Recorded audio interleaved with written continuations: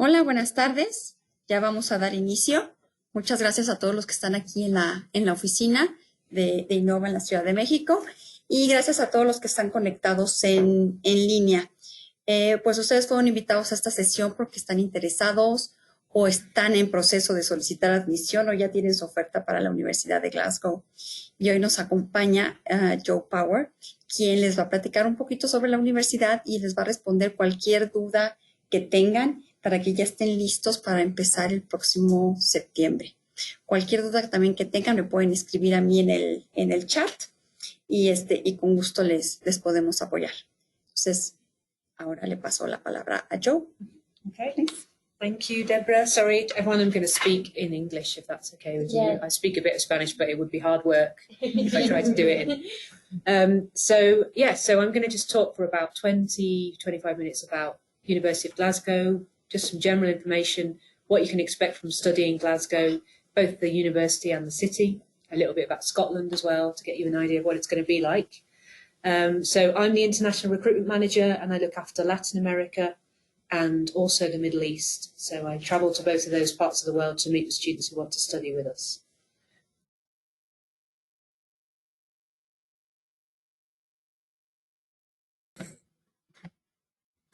Cool, that's good. Okay, so just starting with a few key facts about Glasgow. So we are quite an old university, you might have spotted that already. So established in 1451, which is very, very old, like over 650 years. So we're classified as one of the 4 ancient universities of Scotland, and we're also the 4th oldest English-speaking university in the world. So if you like history, then it's a good place to come to. But it's actually the campus that you're looking at. You can see it, get an idea of the pictures there that you've got. It's a historical campus, but it's not actually as old as 1451. That campus was built in the 18th century. So the campus moved from the city centre of Glasgow out to the West End back in the 18th century. So the long history, which has changed quite a lot. But also I think the University of Glasgow, even though it's got that history, is quite a nice, friendly university with a really strong community. So it's a nice place to study. It doesn't really feel too historical or elitist or anything like that. It's got a really nice, supportive atmosphere. And also because it's in Glasgow, Glasgow is known for being quite a friendly city. So in various different guides and rankings, it's been voted as sometimes the world's friendliest city, sometimes a friendly city in the UK, that kind of thing. So it gives you a nice impression of Glasgow. People in Glasgow are very friendly. They'll chat to you in the street, even if they don't know who you are. They'll try and help you out if you're lost, that kind of thing. So it is a nice place to be. You get lots of chat from people. The challenge at the beginning is trying to understand the accent sometimes as well. So it's quite a strong accent that you might hear sometimes. Not everybody has it, but that's part of the adventure, and it's quite good fun getting used to it. So we also have a few key facts. We have the UNESCO City of Music status. So that means that we have a lot of music in Glasgow, lots of music performance. So usually around 300 gigs and events for music every week in Glasgow. So it's very, very well known for that. We have very big venues where all of the big names will come and do when they're doing world tours. And we have really small venues. So you can see all kinds of different things. A few other facts about Glasgow. We tend to be in the top 100 in most of the world rankings. So QS, Times Higher Education, we're in the top 100 at the moment. We're also part of the Russell Group, which is a bit like the Ivy League that you would know from the USA. So it's the research-intensive universities within the UK, and there's about 24 of them out of roughly 130 UK universities. At the university itself, we have 28,000 students. So comparing to other universities in the UK, that's quite large. It's not the largest. Probably the largest is Manchester with about 40,000. So compared to some universities in Mexico, it might seem relatively small. But for us, that's a fairly large, medium to large institution in the UK. And of course, we have representation from a lot of different countries as well. So over 140 countries are represented in the student body. So going back to history again, we have quite a few notable alumni going back from Glasgow. And there was a strong tradition in Scotland of invention throughout the Enlightenment period, which was part of the European movement. So we have a lot of really famous inventors that came and studied at Glasgow. So Adam Smith was one. Of course, he was the founder of modern economics. and we've named our business school after him. We've also had famous engineers like James Watt, Lord Kelvin, who developed the Kelvin temperature scale, also the inventor of the television, John Logie Baird.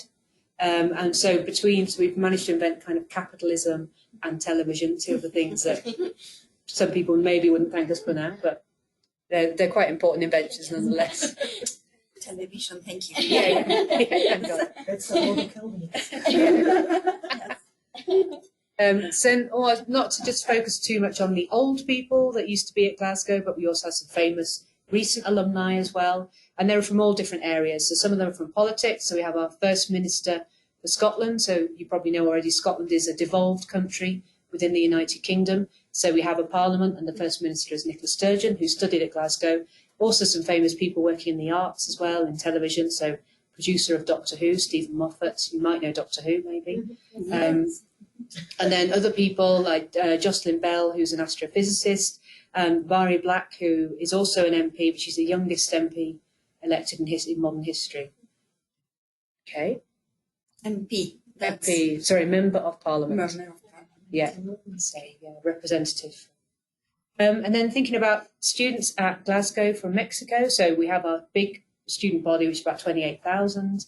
Around 50 of those, maybe more, are from Mexico. So we've usually waived between 50 and 60. So there's a little bit of a community there. From Latin America, we have around 200. Mexico is the largest country represented for Latin America. Most of the students that come to Glasgow are coming for postgraduate education. So it's either master's or PhD, probably equal split between the two, and often mainly in science, engineering, social sciences. That's where we tend to find them. We've got agreements, as you probably know already, with CONACYT, which gives a 30% discount. We also have agreements with FUNED and FIDER. So if you're applying for FUNED on its own, it's a 15% discount, and it's 15% for FIDER as well. And then thinking about what we have in terms of other collaborations in Mexico, we try to make sure we don't just come here and try and get students to study with us in Glasgow. We try and do other things as well. So we have an exchange program with Tec de Monterrey, and we also have good research links with UNAM, but also developing with other universities around Mexico as well. Okay, let's talk about Scotland a little bit. So Scotland is obviously where Glasgow is. Glasgow is located in the west side of Scotland. If you're looking at a map of Scotland, you'll see that Glasgow is quite close to Edinburgh as well. So, and it's kind of narrow part of Scotland, which we call the central belt of Scotland. And so those are the two main cities, quite close together, quite far south within Scotland.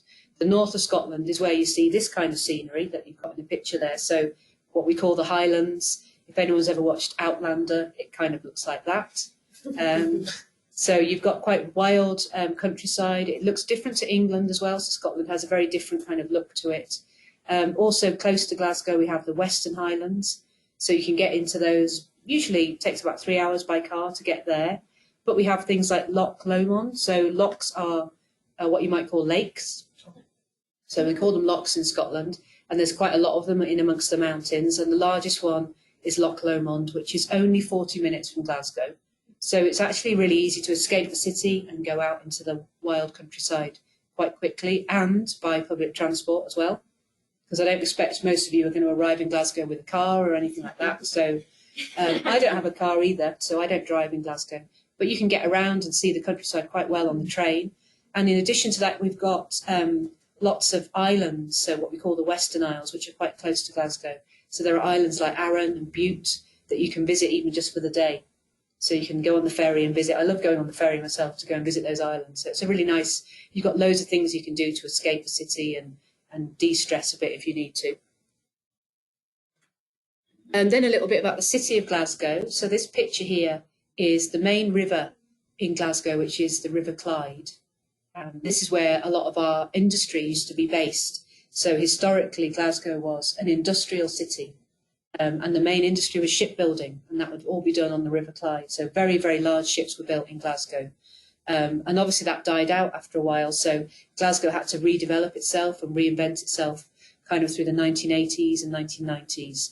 And it's developed really well. So it's become quite a nice, dynamic city now. It has a lot of culture, a big focus on the arts.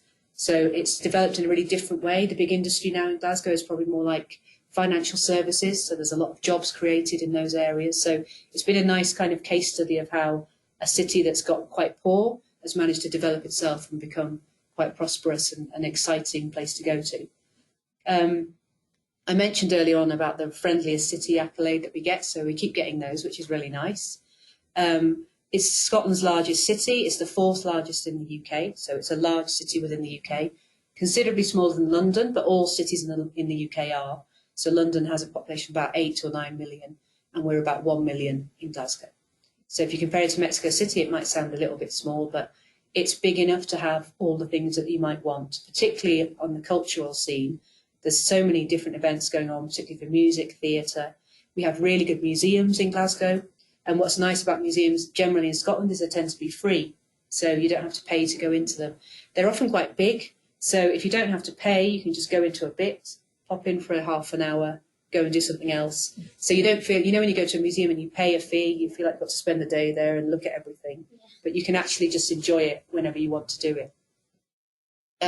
Another thing to mention about Glasgow is that we're quite good for shopping.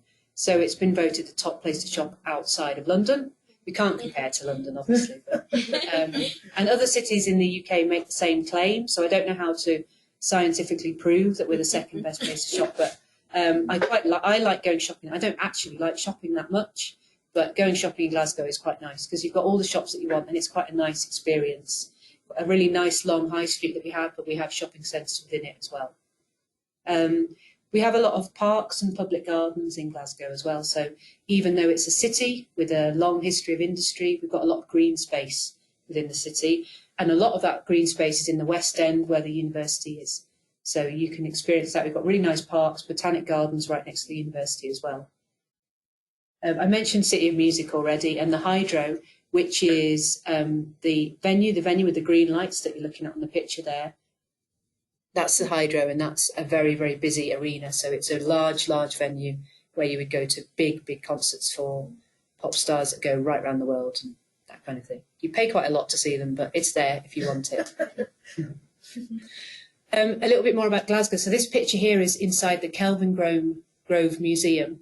So it's quite a famous museum we have. And again, this is the one I always think of when I have not been around the whole museum yet, and I've lived there for 3 years.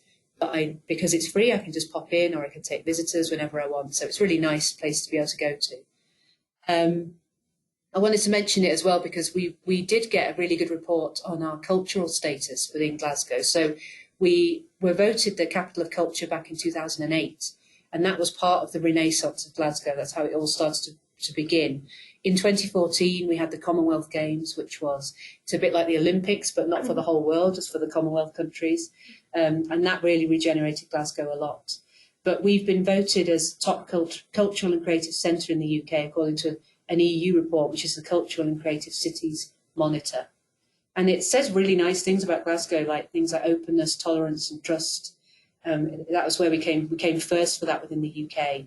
That's a nice thing to hear because at the moment in the UK, we're going through a bit of a strange time with Brexit and everything else that's going on. It's making the UK look a bit like the opposite of open, tolerant and trustworthy. So it's nice to hear that about Glasgow. I think that the things will get better with the Brexit situation, but it's just been a bit of a miserable time for the UK recently, I think, in my opinion.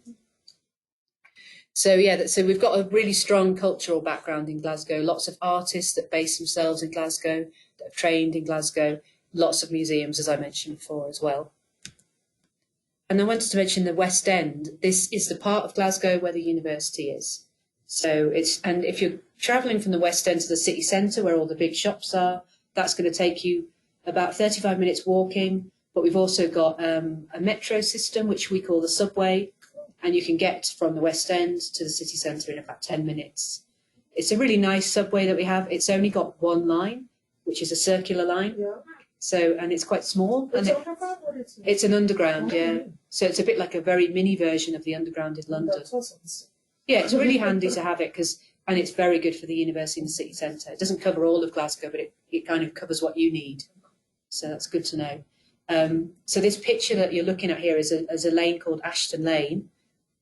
And Debbie is going to be coming to visit Glasgow in a couple of weeks. So I will be showing her this very lane.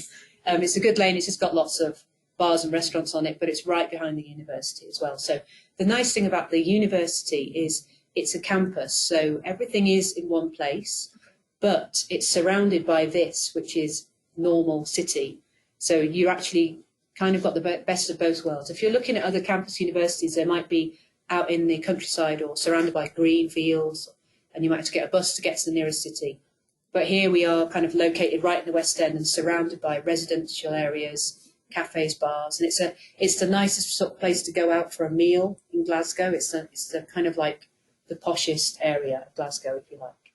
So it has all of these features like the museums. We've got the Botanic Gardens, the Kelvin Grove Park, Oran Moor, which is a venue for live music, theatre and comedy right next to the university. And then there's a cinema right on that lane, on Ashton Lane as well. So it's nice because you can feel like a student, but you can also feel like you're part of the real world at the same time. So you get the best of both. I'm gonna go there in 2 weeks and make sure everything is okay. I'm gonna try everything, test everything, so that when you go, You must make sure for us. Yeah, Take yeah. all the pictures Yes. so you can show us. Yes, I will. So this is a picture of the campus from the air, so you can see the main building there, which is like made up of main quads that go around it, and you've got the big tower, which is a famous part of the skyline of Glasgow. It's a new building. Well, this is all the old part, the main campus. So Okay. it's looking at this is the bit that was built in 1872. Oh, okay. Then all around it, you've got the buildings that are. I can stand up and Yes, Everybody else please, can yeah, you can do that. all of this is university buildings as well. That's the library there. This is the engineering faculty. This is a big refectory canteen area for students. Over that side, most of the science buildings are. Social sciences and business tend to be in this middle bit as well. So almost all of what you're looking at is the university. It's also going to be, this area here is being rebuilt right now, being redeveloped. So we're having a very big campus redevelopment. And where are the local house? The social sciences will mostly be taught in the main building. So okay. I mean, it varies because basically it's wherever rooms are available. So you Okay. could be in different parts of the campus for different classes. It's plain. It's plain. I mean, flat. No, flat. Flat. Yeah, So pretty you can flat. it's Yeah, it's that area is pretty flat, but if you're going towards the city centre, you have to go down a hill. I mean, this campus is called Gilmore Hill, so it is on a hill. It is on a hill. So it's not a big hill. On a bicycle. Yeah, it's not a big hill, but it is a hill nonetheless. But all of it is on the same hill, so it's not hilly within the campus. So yeah, I pointed out the library to you just a moment ago. That's a nice modern building, very, very tall for the campus. Even within the campus itself, we have our own museums as well, and they're free to go to. So apart from the Charles Rennie Mackintosh House, you do have to pay to get into that, but that's an interesting place to visit. Okay, so moving on to subject areas. So just so that you know, these are all the things that we do have at Glasgow. And if you've applied already, then you'll know which part you fit into. There are things we don't do. We don't do architecture. We don't do chemical engineering or anything much to do with oil and gas. Everything else is more or less covered. Entry requirements. So usually we're looking at a minimum GPA of 8 out of 10. But that's for master's degree. And then you usually need a master's to go on to the PhD if you're looking for that. Yeah. And then the English requirements. So usually most students, when we make an offer, we often talk about IELTS in our offers, but you can take alternative tests that are listed here. So quite a lot of Mexicans prefer to take TOEFL, which is fine with us. It needs to be the internet-based test with 90 points. All of these tests have sub-tests within them, so you need to achieve a minimum in those as well, usually. Yeah. I think most of you have gone through, you know about the application process already. You may have gone through it already, but that's really all you're doing if you haven't applied yet is finding your program on the website and then hitting the how to apply button next to it.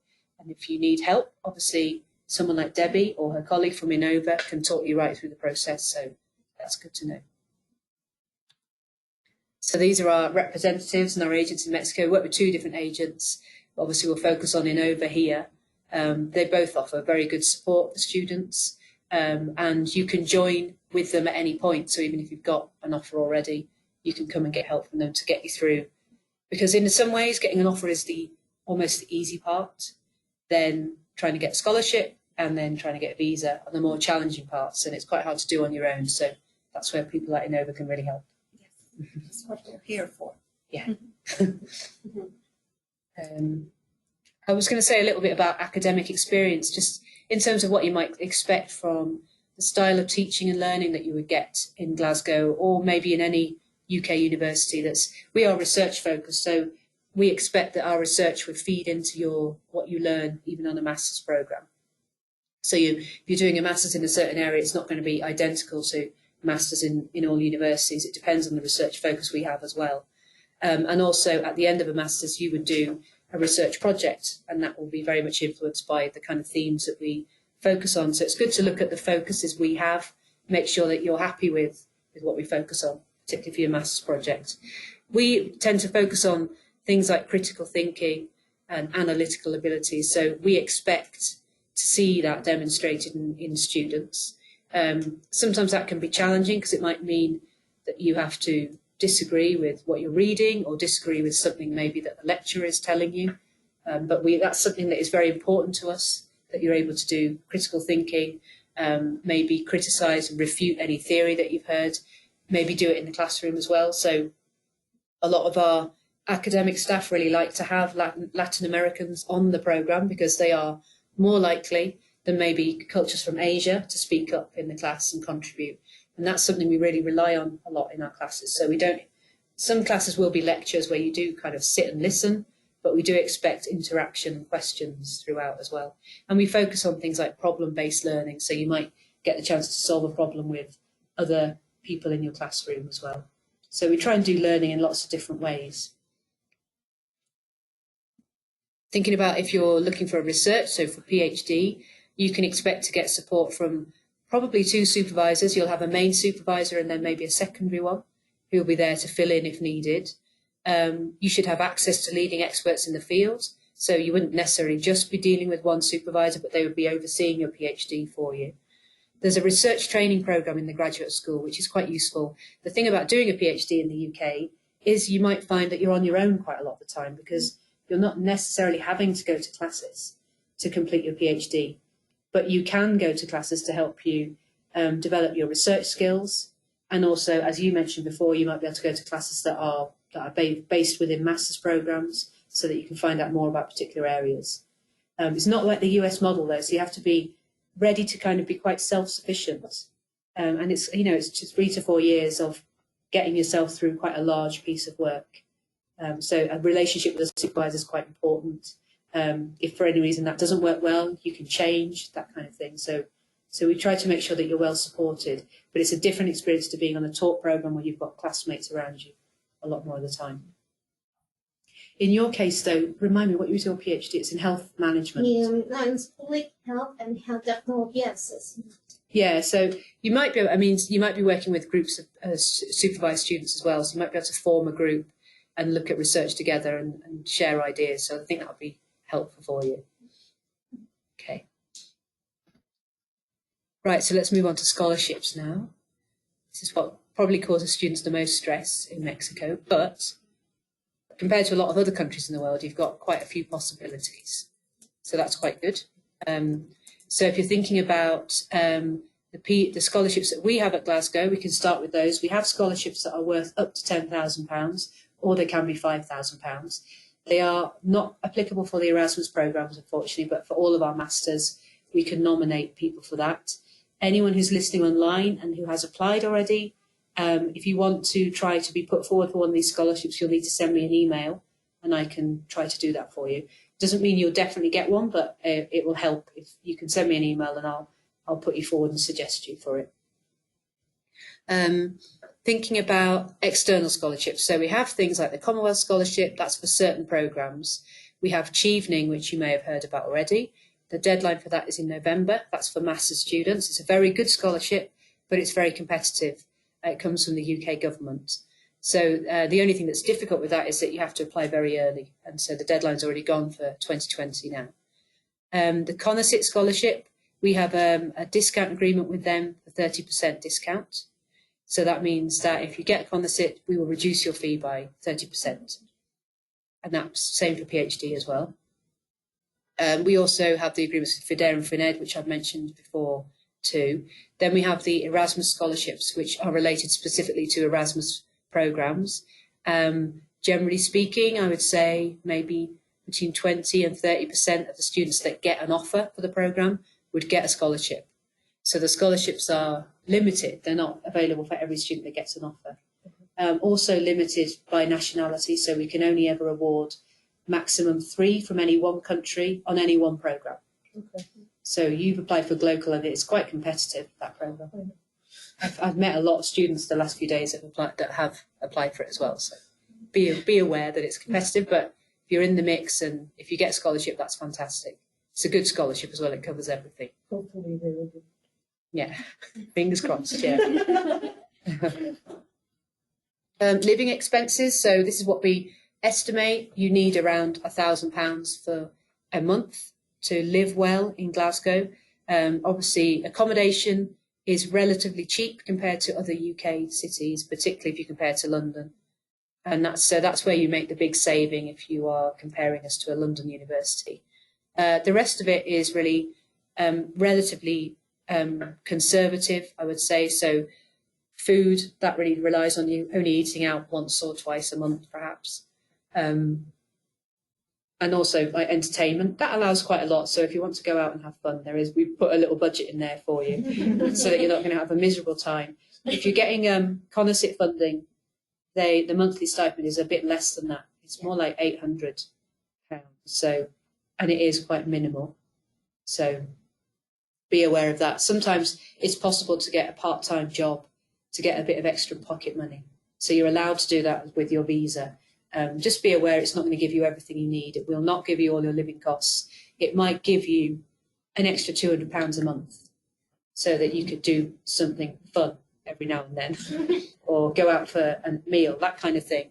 It can just improve the quality of your life a little bit, but it won't pay all of your rent or anything like that.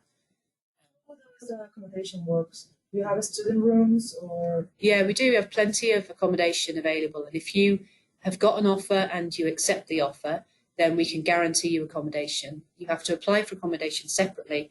And if you do it by August, we'll guarantee you a room. Okay. So we do have enough for everybody. It's only ever available for your first year of study. So for a master's, it's fine because, I mean, in your case, you would be in Glasgow for the first semester. Yeah, only 1 year, I think. Yeah. For PhD, you can also get it, but you would only get it for year 1. And after that, you would find somewhere else after. So that works fine. I think it's nice to, it's actually the same for our undergraduates. They'll do the same thing. They'll go and find another place to live after year 1. It's easy to find somewhere to live when you're in Glasgow, but if you're trying to find somewhere and you're not in Glasgow before you arrive, then it's very difficult. So that's why if you apply for our accommodation, it's the easiest option. Not all of our Latin American students do. Sometimes they arrive with nowhere to live, which is a bit crazy, but maybe they think they don't want to live in student accommodation for whatever reason. They manage in the end to find somewhere, but the first couple of weeks are a bit stressful. Okay, why they do that? I don't know. It's a Latin American phenomenon, I think.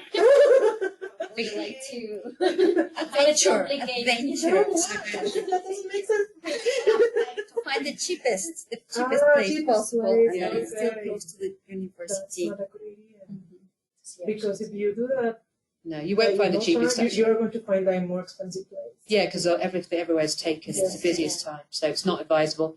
Not impossible to find somewhere though, because the accommodation situation in Glasgow is not too bad, but it's just not nice to spend the first 2 weeks doing that. No. And you've got other things you need to All be the doing. stress. You're supposed to be studying. Exactly. So a bit more about accommodation. So, like I said, it's guaranteed if you apply by August, which is quite late actually.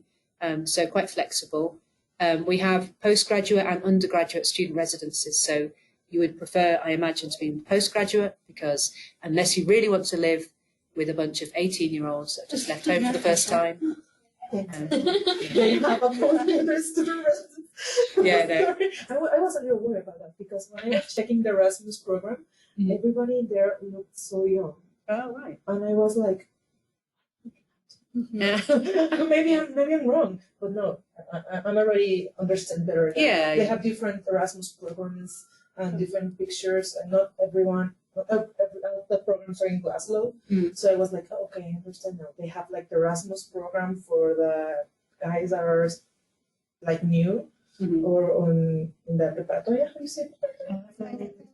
Oh yeah, so the Erasmus program you're thinking of is actually an exchange. So people who come and they are actually in bachelor's degrees and they come for one semester. I got so scared. Oh, okay, so you got the two. Yeah, I see how that happens. Yeah, yeah, it's very different though. Very different. No, don't worry. Yeah, so most of the accommodation are they're in different places. They're all walking distance to the campus, but some are further than others. So some are like 25-minute walk, which might sound like a lot, but when it's a cooler climate in Glasgow, so walking for 25 minutes is not too bad.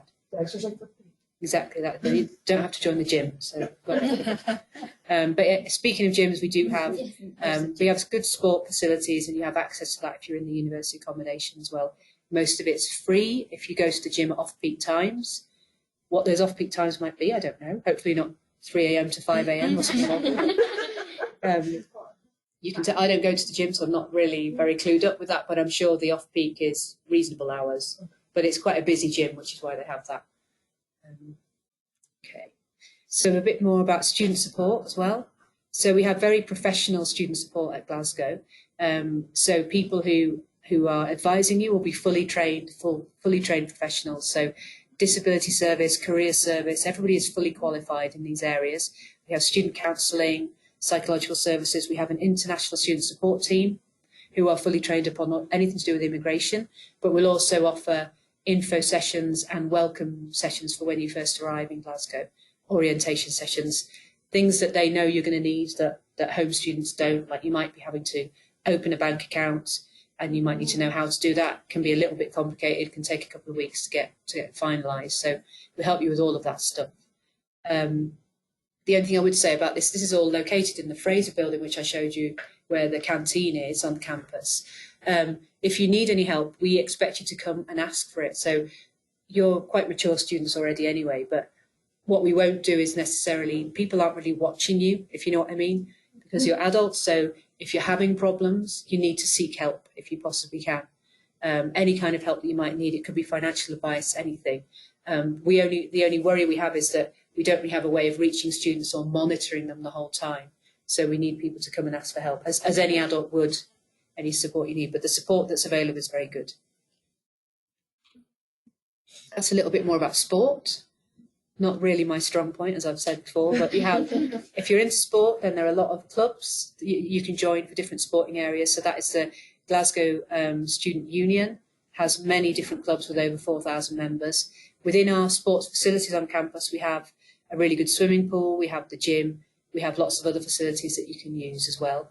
And there are classes, fitness classes that you can join as well. We have the same kind of thing on our other campus, which is the vet school. I don't think any of you are interested in veterinary medicine, so we don't need to cover that. That's the orientation programme, which is what our International Student Support Office puts on, and that will happen in kind of like the second week of September.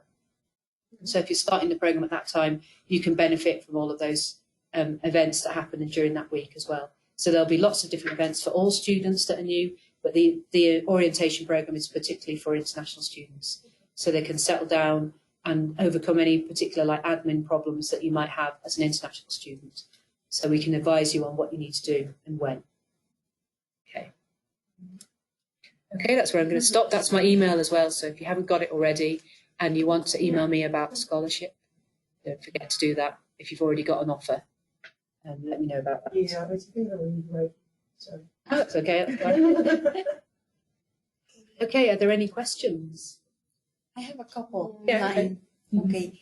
Gabby Martinez is asking, do you know if Brexit will have an impact on immigration processes we will have to go through as international students?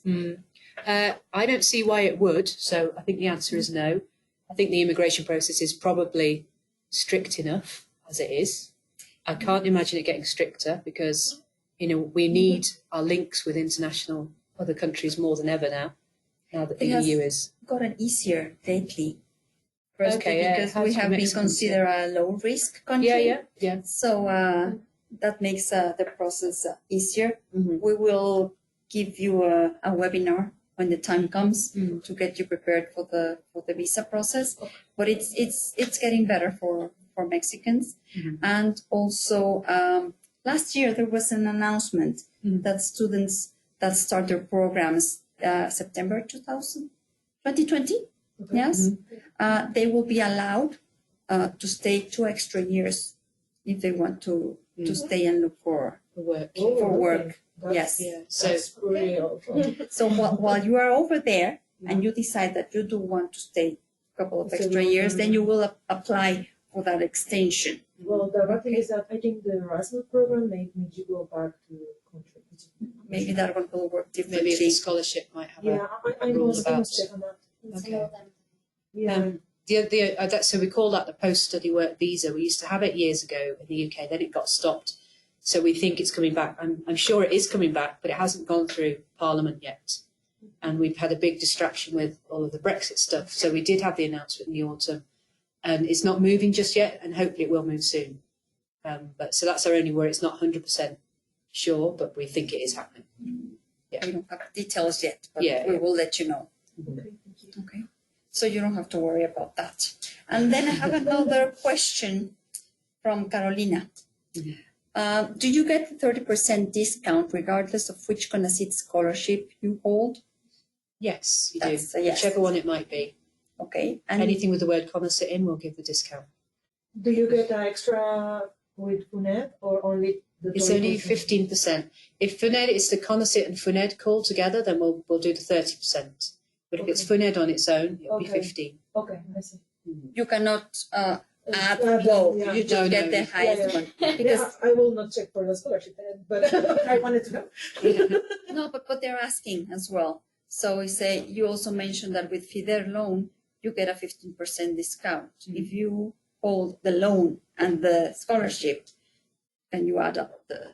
So if you hold the loan and you have a scholarship from Glasgow, you won't get the 15% discount. And if you get CONACYT and FIDER, You still get the 30% you for get the CONACYT. CONACYT one. Yeah, yeah. But you Biggest cannot. one is the The one. biggest one, the one you get, yeah. Yes. That's part of being Mexican, isn't Yes. There's another question. I don't know if I understand it, but it's Ricardo is asking: are there special considerations for science or engineering students?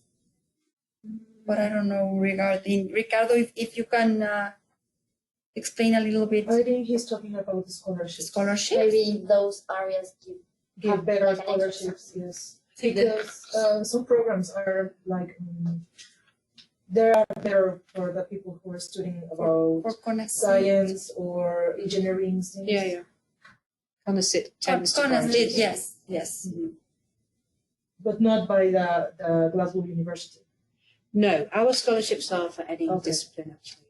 And for what we do have to do is spread them around the different colleges and by nationality. So that's why I don't get to decide who gets them. If it was up to me, I'd give them all to Latin America. I don't have that power. So I nominate, and then somebody in the scholarships office has to distribute them across. I have a question for the PhD. Yeah. Do I have to publish an article, a paper, or only a written word? So yeah, the thing you'll come out with is your thesis. Okay.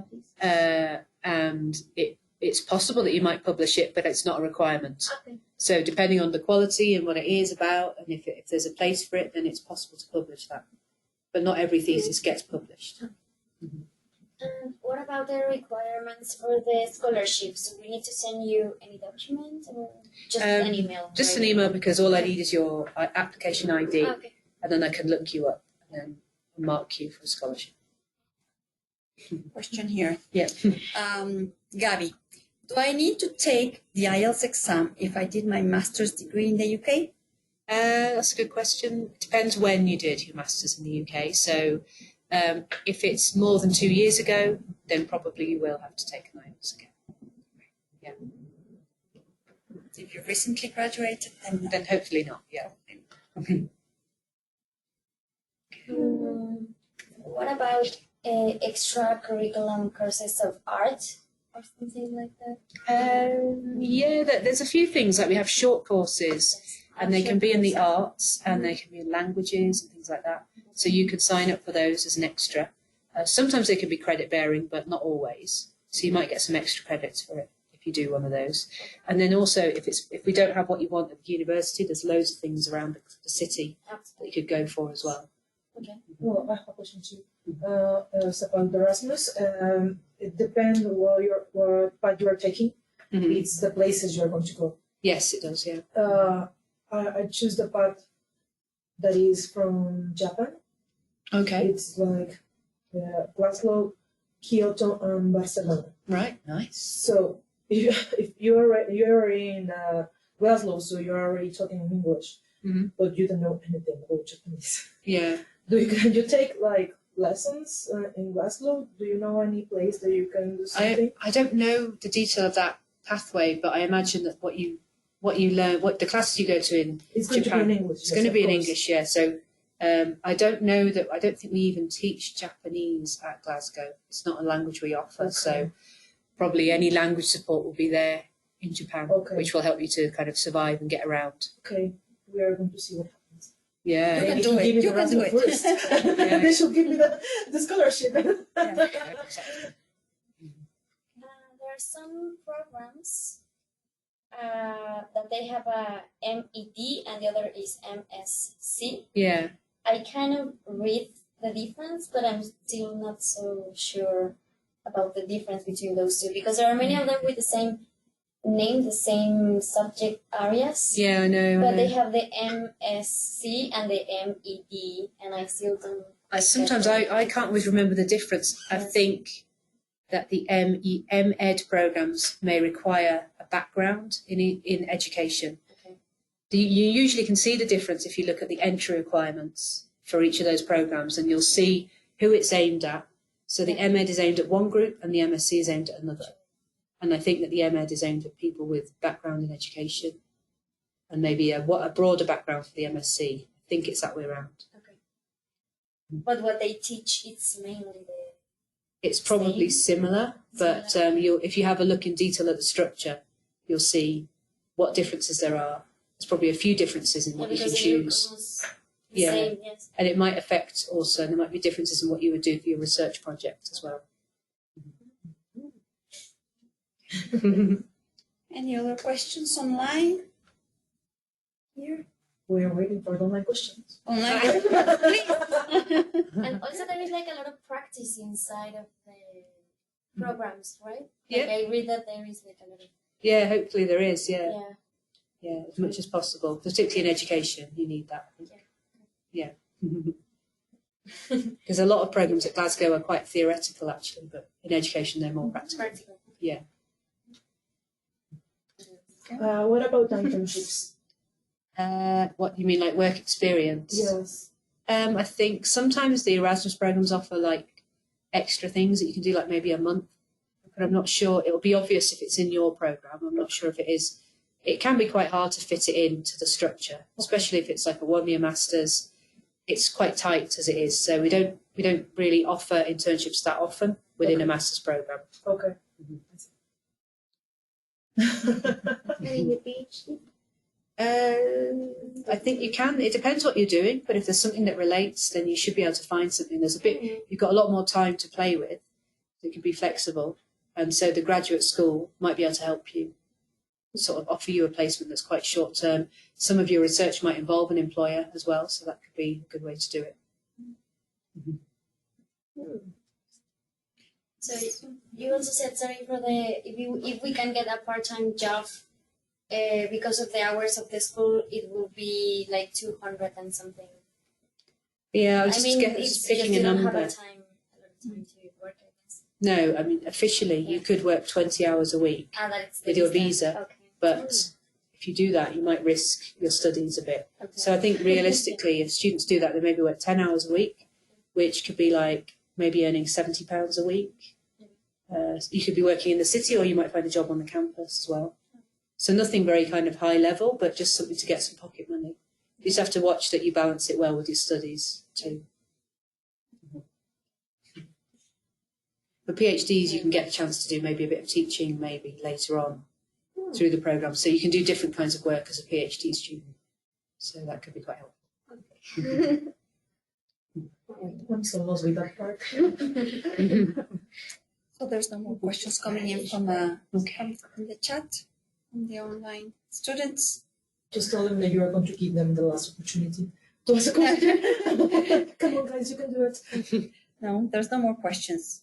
So over here, do we have more questions? No? No, I'm trying to.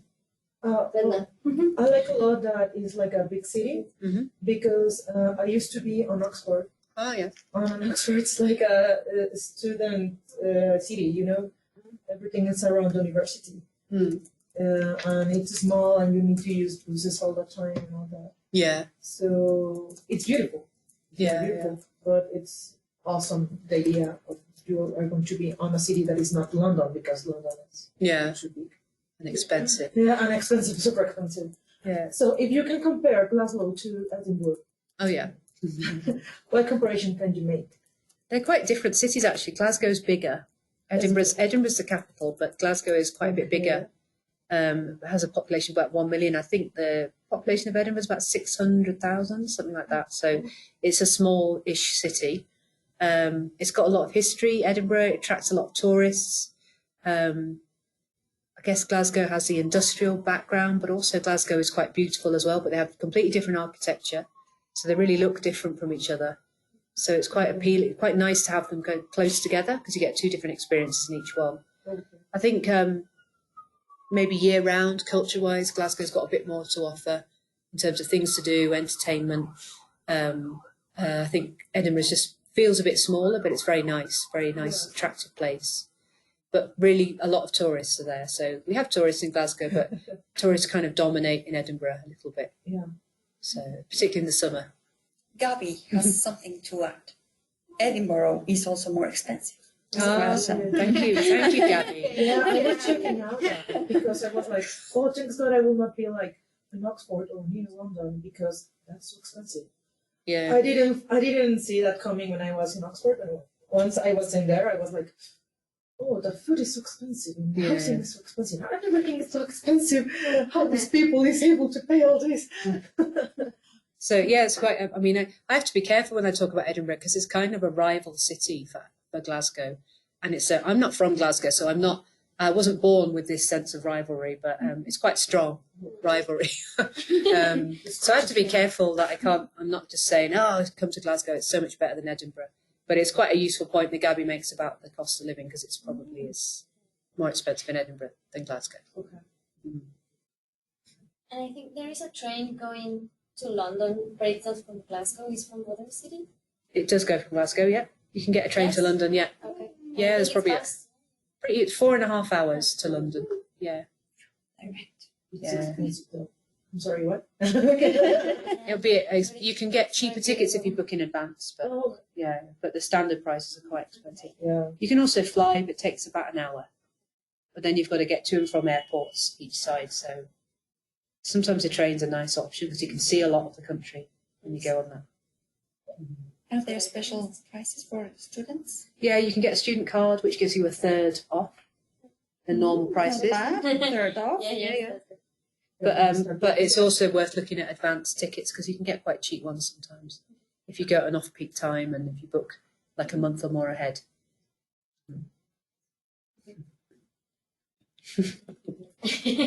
Okay, so if there's no more questions, I'm going to finish the presentation. Yep.